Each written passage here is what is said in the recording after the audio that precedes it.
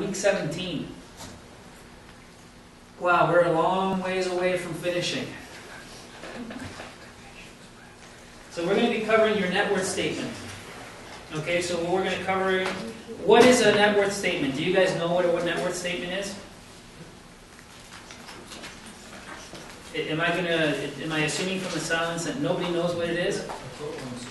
Yes. I hear some mumbling, but I can't. Yes.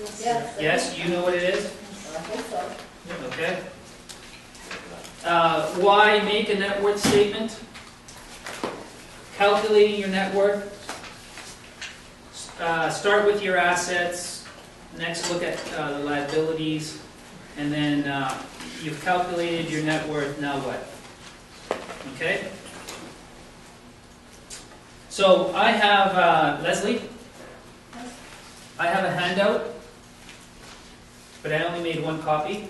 So I'll send you the PDF and you can send it out to everybody tomorrow. Okay? Guys, this is simple math. You just need to be very, very honest with yourself. It's this minus this equals this.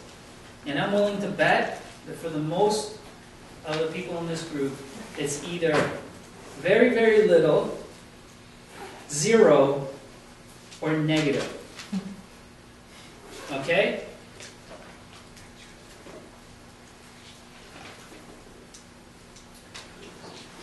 Okay, so the net worth statement is a way to measure your overall financial position by comparing your assets and your liabilities. Does everybody know what an asset is? Yes. Well, hold on a sec. Because I'm going to tell you something in here because I actually did some research on this today and actually went on the internet and I got some information on the internet and it's wrong on the internet. Okay? So is everybody clear on what an asset is? An asset is something that puts money in your pocket. Perfect. Unlike... Whoa, just that's all I need you to say. So did everybody understand that? Yes.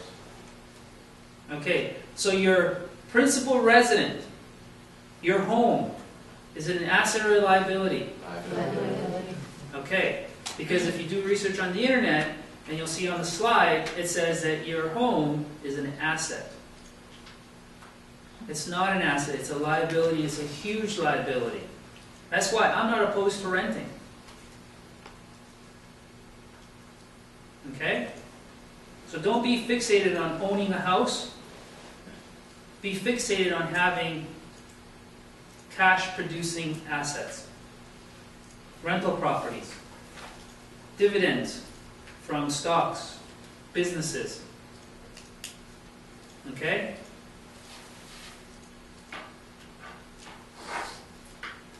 I know that a lot of people will get mad at me for saying this, but do you think gold is an asset?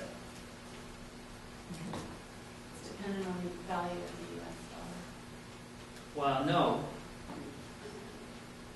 Because if we go back to the definition, an asset puts money into your pocket. Having a bunch of gold in the corner doesn't put any money in your pocket. But it's not a liability either, then. Once you sell it, you'll have cash. Ah! But what if you sold it for less than what you paid for it? Because the stock market is exactly that. You could buy stocks in Coke. Well, no, Coke actually pays dividends. So so for a long time, Microsoft never paid dividends.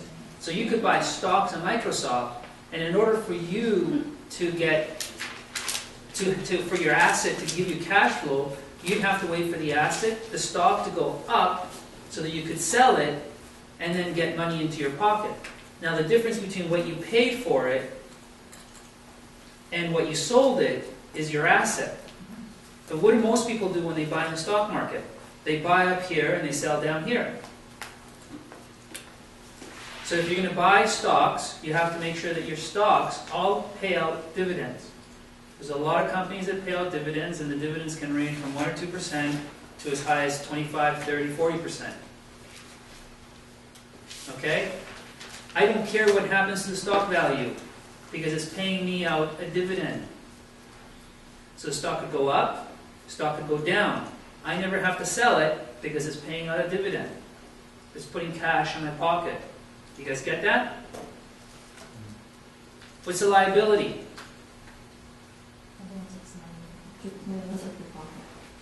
The opposite of an asset. So it takes money away from you every month. Okay? So in order for you to be successful month after month, year after year, what has to be greater?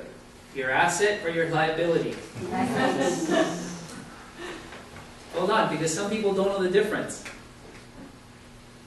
Okay? I meet people every day where their liabilities are greater than their assets.